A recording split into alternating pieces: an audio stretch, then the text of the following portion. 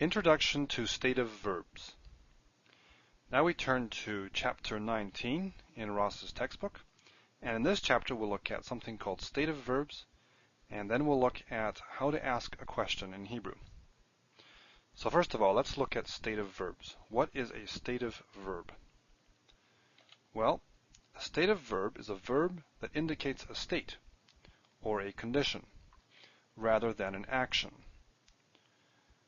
And it's best to see this with examples. He walked expresses action. It's something the subject does. The subject is walking, or the subject walked.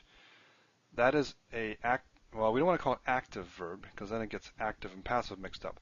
We could call this a dynamic verb. There's action involved. Conversely, he is old expresses a state or condition. Old is not something that the subject is doing. Old is a description of the subject. In this case, it is his state or his condition. He is old.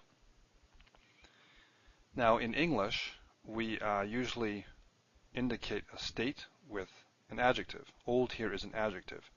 In Hebrew, you can also do this, and we've already seen this. In fact, it would be old is he.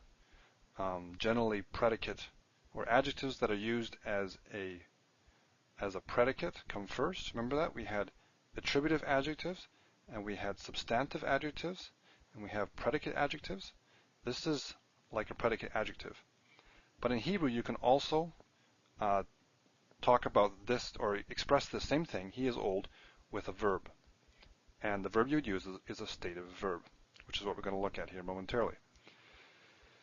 Now, stative verbs are a little different than the normal verbs that we've seen so far, the dynamic verbs. The endings, the prefixes and the suffixes are the same, so that's good. Same as what we've already seen in the perfect and the imperfect. It's the theme vowel that changes a little bit, or that usually changes. So in the next couple modules, we'll look at the forms of stative verbs.